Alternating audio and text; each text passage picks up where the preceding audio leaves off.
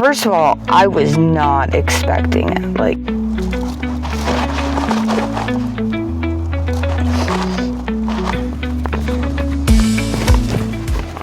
hello. I am recording. What time is it? 7 o'clock in the morning. I was off work last night. I'll be off work again tonight. Getting ready to head to bed. Probably in like an hour. I want to record this really quick, and then I want to change locations because I am still in the spot that I hung out at last night. I tried to record like a version of this video last night, and it was bad. I didn't want to turn on lights. I didn't want to, like, just in case. So it was very dark, and I'm recording on my tablet, which has a worse camera than my phone, which is hard to imagine because my phone doesn't have a very good camera, but the tablet's camera is even worse, and it's also harder to prop up the tablet and make it work. I don't know. Anyway, I have rambled enough.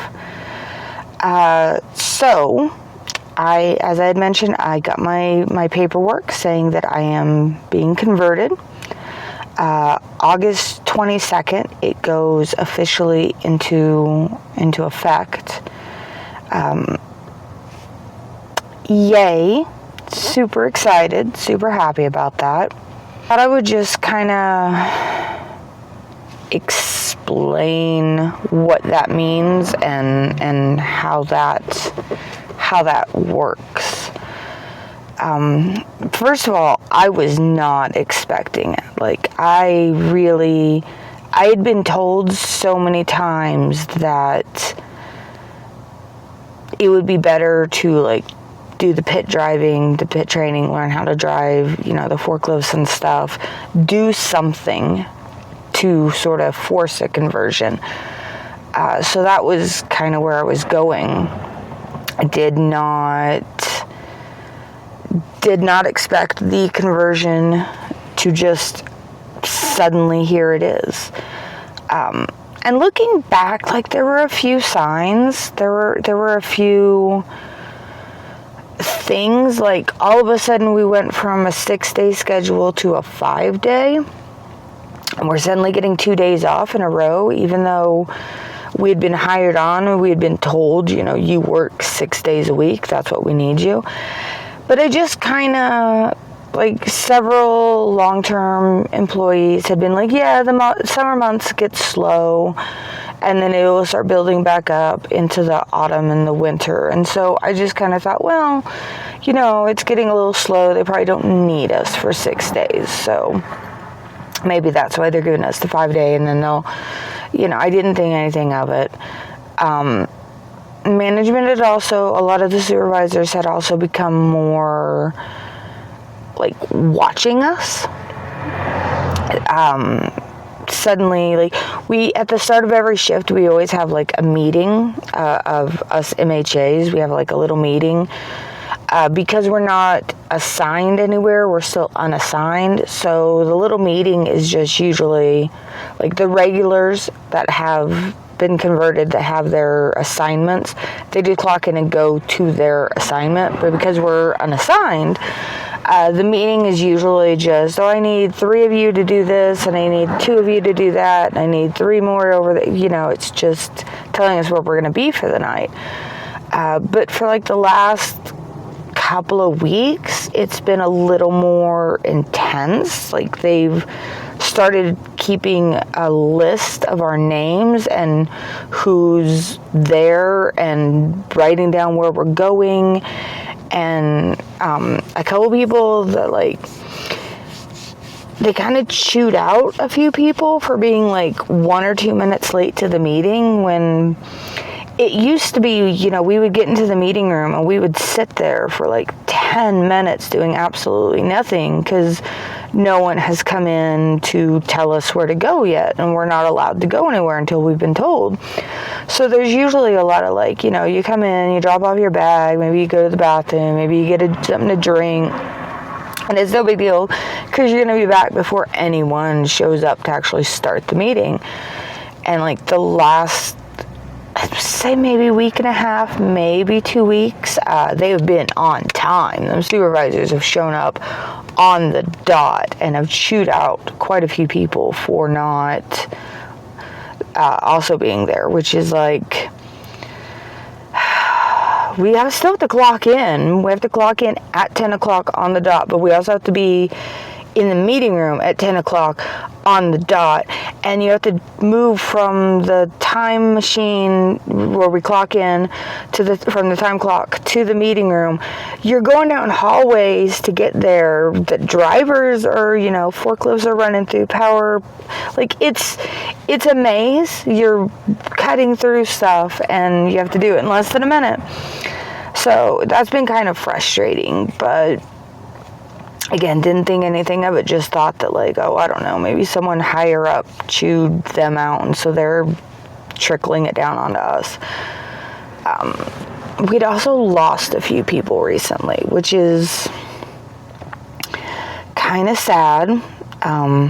There is some coworkers that I don't know if they got fired or if they quit or if they resigned. I don't know. I just know that like, I said, bye, see you tomorrow, and then I didn't see them again. And rumors swirl all over about, you know, oh, did you hear he quit? Oh, did you hear he did this? Who knows? Kind of sad. Some of them were, I felt that they were good workers, you know. I felt that they did their job as well. They might not have been as open to like working anywhere, but you know, there were a couple of them that like there was a spot that they were really, really good at, and if you put them in that spot, they would do better than anyone else. Maybe not so good in some of the other places, but to me that's just, you know, utilize your workers where they work best. But I guess it wasn't seen that way by everyone, so we lost some workers. We lost a guy I really liked chatting with. We had like similar hobbies, and so we would annoy people on break where everyone's just sitting out there trying to like, you know, breathe and relax, and him and I would be like, oh, did you see the, yeah, and talking about, we would just nerd out together, I guess. So I'm really sad that he's gone. And there was a couple others that I really liked working with that are gone now as well. So that happened. There's also like, we have a list that goes up on the wall of all of the MHAs from each shift and what day off they have, and now it's 2 days off they have since they've started giving us 2 days off. And it used to be a really long list, and it did suddenly shrink where there's like just a few of us in each shift. But like looking back, I'm like, oh, those were all signs that the conversion was about to happen. But in the moment of them happening, I didn't realize they were signs. There was like 20 other reasons why they could suddenly be happening that had nothing to do with conversion. So I was shocked.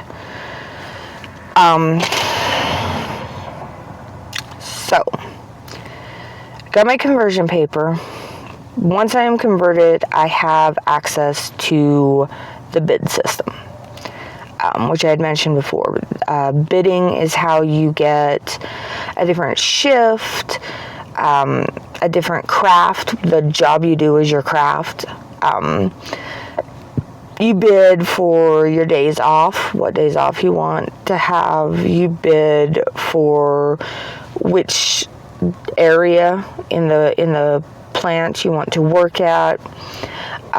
Eventually you can bid to work in a different building, to work in a different city, in a different state.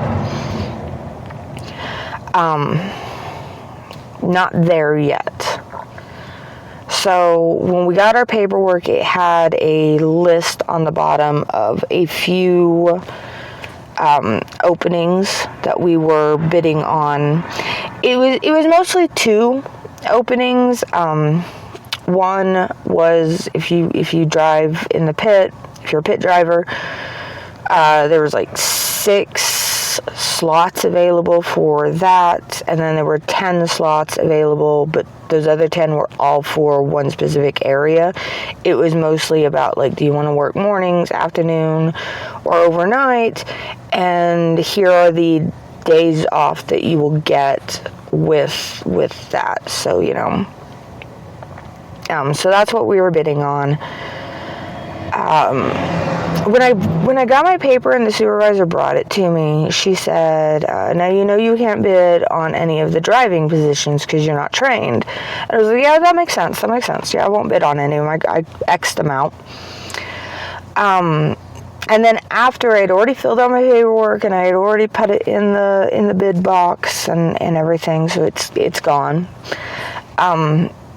I was talking to a couple other coworkers like that have been here longer, and they're like, you can bid on the drive jobs. If they give it to you, it just means that they'll train you to drive. They have to train you to drive because you now have a required driving job. I was like, well, if I'd known that, but oh well. So I made my bids. They're all kind of places that a couple of people want to work there. It's places that many of us don't want to work, which, you know, makes sense. These are the jobs that not a lot of people want, so they're more available. Nobody's bidding on them, so they are available. I talked to... So when I got my bid sheet, I was talking to another coworker who was fairly new herself. I think she got converted like maybe 6 months ago. And I was talking to her about it, and she's like, that's not what my bid sheet looked like when I got converted. And I'm like, well, that's interesting. So, you know, we were comparing, and the list on my sheet, like I said, it was only like 2 locations. It was just about shift and days off, really. And she was like, no, there's like bids available in multiple places. I don't know what that was. Anyway, she was like, yeah, there's like bids available in multiple places. So I went and she had walked down to look at the official bid sheet for like everybody that's hanging on the wall. And she's like, let's talk to the union rep. So we talked to the union rep, and he said that because we are the new conversions that we get, he said they're like in reserve, which just means bids that are always available, that's all that we would have access to right now. He said if you stick with it for about 6 weeks, then we would be able to bid at other places in the building.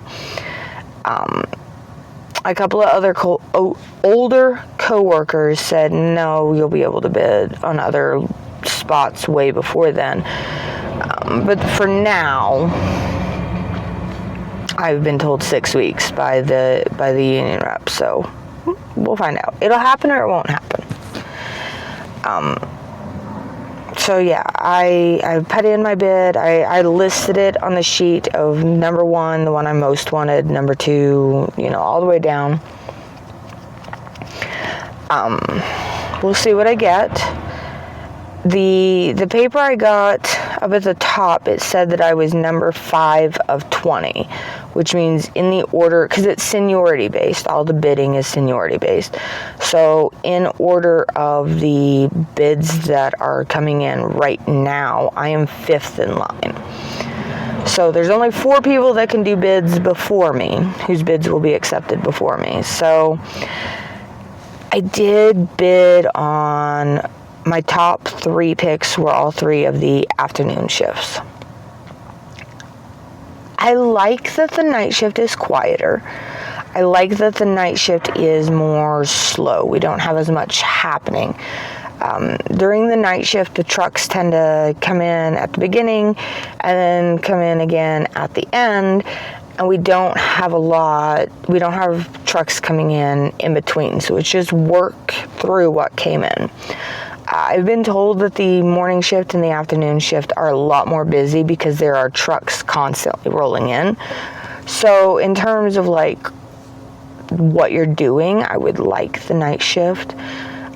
I also like a lot of my coworkers on the overnight shift. I really enjoy some of the old timers that have been there. There are some people that I like to work with, but I just don't sleep well during the day, and part of it is the heat, which, you know, summer's almost over. It's going to be winter. Then I'm going to be complaining about the cold. But for right now, the heat is definitely an issue. It's also just, it's hard to get my car perfectly dark. I mean, I have my blinds all the way up. I have my front blind up, and yeah, there's light cracking in through the corners. I have blackout curtains that I bought. I do want to get better ones. I did buy the cheapest, crappiest blackout curtains because at the time I wasn't sure if the plan I had in mind would work, and I didn't want to spend, you know, like $50 on the really nice thermal blackout curtains and then find out that my idea was stupid. So I bought the cheap $10 ones to see if it would work, and with the intention of, if it's working, replace them with better ones later. So there are, like, I can see like a little crack of light up in the top here where it's not fully blacked off. I will fix that, but still, it's light still gets in more than I like trying to sleep during the day. It's also noisier during the day. Like, there's just, you know, it's the day. People are up. People are doing their jobs. People are going places.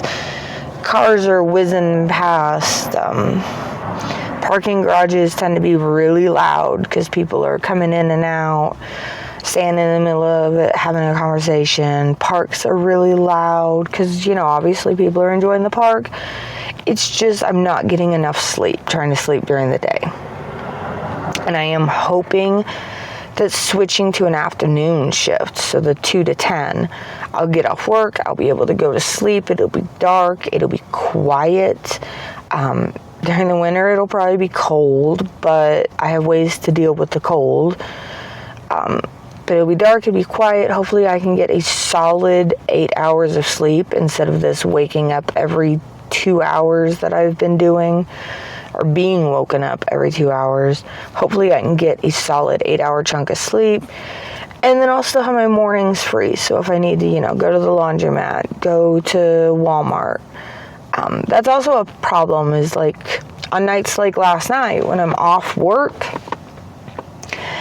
there's nothing 24/7 in this city. I know there's nothing 24/7 in a lot of cities ever since COVID, and that killed 24/7 stuff, which sucks because even when I wasn't working the night shift, I liked going grocery shopping at 2 a.m. because there wasn't a crowd. But there's nothing 24/7 in this city. So I'm laying in my bed, trying to stay awake, watching videos on my tablet, and sometimes dozing off. And it's just not fun. It's not working for me. So I'm hoping if I can get to an afternoon shift, I'll be, you know, I'll have my mornings free, and when it's my day off, I'll be up all evening and I can go do stuff and not be stuck here, because I do try to get out of my car as much as possible, but that's hard when it's 3 a.m. and I'm trying to be stealthy. So I'm hoping to switch into an afternoon. We'll fix that. Again, there was only three afternoon availabilities on the sheet, and I am number 5 of 20, which means there's 4 people that have seniority over me that will bid first. If they take them, then I will be stuck still doing overnights for a while, and that's okay. So the way I understand it going, as it was explained to me, is if you're number 1, then they look at your number 1 pick, because it's got the list, and you order them out 1, 2, 3, 4, yada. If you're number 1, your number 1 spot, you've got it. There's just no fighting it. If you're number 2, you get your number 1 spot, unless the first person took that, in which case you'll get your number 2 spot. If you're number 3, you'll get your number 1 spot, unless one of the other 2 took it, in which case you'll get your 2nd spot, unless one of the other 2 took it, in which case you'll get your 3rd spot.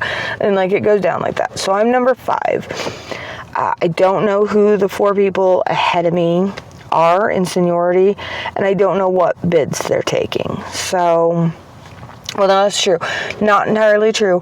I talked to one girl who was number 3, and I asked her what she was planning, because I really like working with her. She's one of the people that we have a good time. We're cracking jokes. We get along really well. We're like a couple of little hens back there just clucking at each other. It's great. And she said that she wants to stay overnights. So I'll miss working with her, but there it is. So we'll see what happens. So I'd been asked about moving now that I've been converted. Yes, but no. Okay, so I've asked a couple people about this. The way it was explained to me is it'll basically take a year to be able to then transfer out, which means to leave the current building I'm in and go anywhere else, whether that's another building in the city or another state. The iffy part is, what is a year? Because a couple of people that I was talking to said, yeah, your year, once you get your conversion, once you're officially converted, that's when the year starts ticking down. In which case, August 22nd, so it'll be August 22nd of next year. But I talked to a couple of other people who said, oh no, your year starts ticking the second you get a job with USPS. And then a woman, a much older woman that I was talking to said that it's a year, that neither of those things matter, that it is a year in your position. So, if you work at this line, you have to work there for a year. If you get moved to another position within the plant, that your year starts over then. I don't know. It's conflicting information, and I am not fully aware of it. And I have bugged the union rep so much, trying to ask little, how does this work? How does this work? How does this work? That I can already kind of see them when I start walking up. So I'm just going to wait and see what happens in a year. I'm not going to go bothering them again. I'll just take everyone's information in, and we'll see in a year. So once that year passes, should be able to then officially transfer to another location. Don't know yet where I'm going to go. I've got a year to think on it, plan on it, decide what sounds good. I definitely want to, and I don't even know, my situation might change in a year, so nothing is concrete. Nothing will be concrete until it starts getting closer to time. But like to still keep building up my little savings fund. I want that to be a little bigger. I want enough money that I can travel on and feel safe. And I've gotten a couple comments, and I've seen some people saying that, like, oh, I just traveled with a couple $100. You can make it work. I don't want to. I don't feel comfortable with that. I'm a worrier. I worry about everything, and that's just who I am. That is just who I've always been. That will be who I am till I die. No amount of, well, I did it, so you can, is ever going to change that. And if I try to travel with very, very limited funds, I'm going to spend the entire time creating what-if scenarios in my head. What if a driver falls asleep on the highway and slams into the back of my car? What if my car overheats? What if I run over something and lose all 4 tires? What if, like, these can happen. These are not wild, outrageous scenarios. These are scenarios that happen to people every day in the real world. I could be one of them very easily. And I would feel safer traveling long distance like that if I have a chunk of money, so that, oh crap, I need to buy 4 new tires. Oh crap, I'm going to have to get my car towed and figure out how to get a new engine. Oh crap, I'm just going to need to buy a new car. Like, obviously, I'm not going to build up, $50,000 in a year or whatever, but a few $1,000s can help and can ease my worries. So, I'm not going to go anywhere. I'm not going to transfer anywhere unless I have travel there money. There's also, I'm going to need setup money. Like, once I get there, am I going to be moving into an apartment, or am I still going to be living in a car? Either way, I would like to, maybe get a hotel room for a couple of nights. Maybe I'll need, I'll definitely need, like, groceries. There's money that you spend when you move. I got the hiccups today. There's money that you'll spend when you move that I would like to have available before I make that choice. And I'm not sure where I want to go. I've gotten a lot of suggestions. I've gotten a lot of suggestions based 100% on cost of living. And cost of living is important. Absolutely, don't get me wrong, cost of living is important. Cost of living is not my 1,000% the only thing I care about goal. I want to go somewhere that's, nice weather, nice for me weather. And what I consider nice doesn't have to be what anyone else on the planet considers nice. That's fine. I like rain. I like when it's cool and rainy all year round. Like, think like Washington State, Oregon coast, where it's just cool and rains all the time. That's my ideal weather. And I know people that hate that, but I want somewhere that's got a lot of nature. I mean,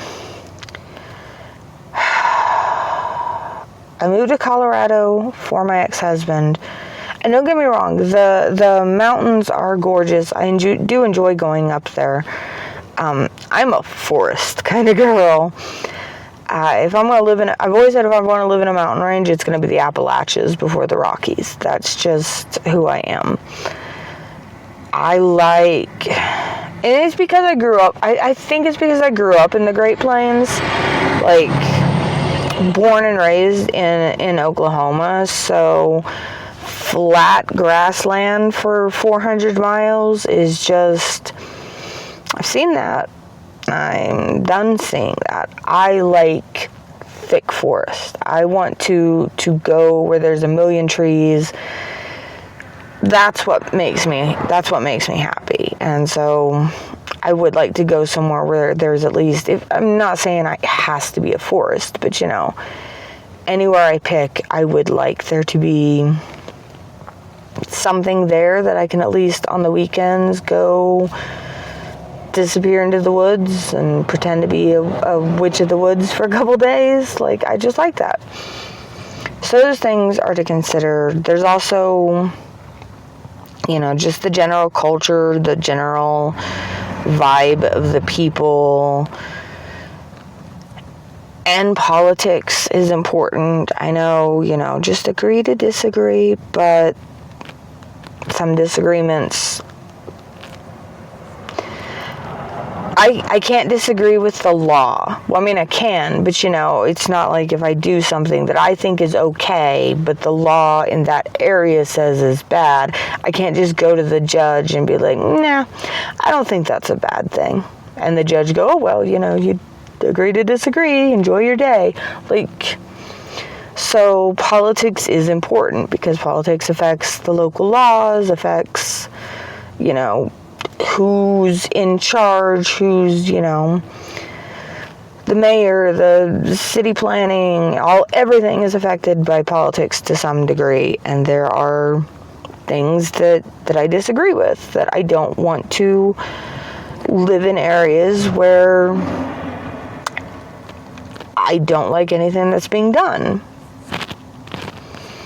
That is important to me. I know a lot of people say, oh, it doesn't matter, it's not important. It does matter to me, so I am going to weigh it in my decision, regardless of if it's important to anyone else on the planet or not. So those are, and then I'm talking about what I want, and that might not even be part of the equation, because first of all, wherever I pick to go has to have a USPS building of some sort. I can't just go live out in the middle of the fucking woods. There's no mail carrier station in the middle of the forest. So there has to be a location. There has to be openings at that location. So I can't just say, hey, stick me there, when they work best at 40 people and they have 40 people. They're not going, oh, well, just stick her in somewhere. There has to be an opening. I also have to bid for it still, and I will be bidding against anyone else who is bidding for that. So it can take several years. It's a year before I am available, but depending on where I try to go, it might take several years because, let's say I want to move to, Chicago. I don't, but let's just say Chicago, right? So let's say I find a post office that is right near the lake that I want, or it's a lake in Chicago, right? Or is it a river? I can't remember. But I find, the spot, I want to work there. And it's oh, they have 3 openings. Cool. So I bid on one of them. All it takes is 3 people to stop me. If a guy that already works there wants to change to a different department, and that new department, the department he wants to change to is the spot I'm bidding, he's already won because he's got seniority. And then you have a guy that works at a different post office in the same city, and he wants to move to this one. He's already beat me because he has seniority. And then there's a guy in Las Vegas who wants to get away from it and move to Chicago, and so he bids on it. He's already beat me because he has seniority. So there has to be a location, they have to have an opening, and I have to be high enough up when I bid on it to have seniority. And in a year, the only people that I will have seniority over are the people who haven't been there for a year, so they can't bid anyway. So, it can take several years. There are definitely people who have done it immediately, who have gotten their transfers immediately. It tends to be either places that nobody wants to go to, or places that just always have availability. So it is possible, but I don't know what those places are, and I don't know if any of those places are where I want to go. I've got a year to research and look into it and figure stuff out. We'll find out then. So yeah, that's kind of where I'm at right now. I will find out.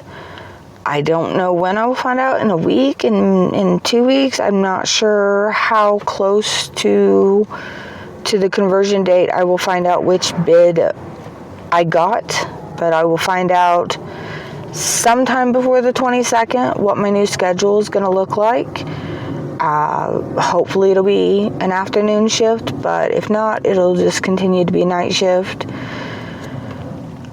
And then I've got a year to prepare for if I want to move, and where I want to move to, and what that plan will look like.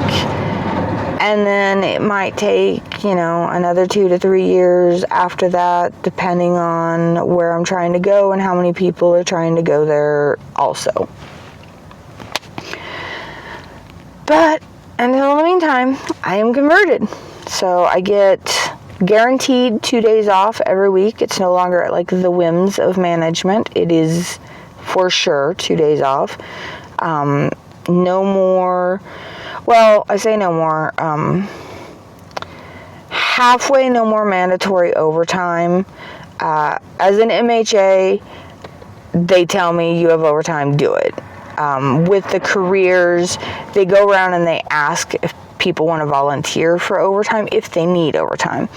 And not every night do they need the careers to do overtime, but if they do need overtime done, they have a volunteer list. If they don't get enough people to willingly volunteer on the volunteer list, then it goes into mandatory for everyone. But from what I understand, there almost always is enough people on the volunteer list. Like, it's pretty rare for there not to be. So mandatory overtime is gonna go down greatly. I'll get a bump in pay. I have to re-enroll for health insurance, but now I get to enroll for the better health insurance. I just kind of got like the very basic option because that was all that was available to me, and now I have the full, all of the options that I can re-enroll for. Once that happens, I'll also just get more more benefits in general, more things available to me. I am excited about it. And all the trucks are rolling through. I've stayed longer than I should have. I just got kind of distracted doing stuff, and then I was like, oh, I want to do a little video before I pack up and move on. So this was very long and rambly, and quick little, I guess not quick, long rambly explanation of what's going on. All right. Thanks for listening to me. Bye.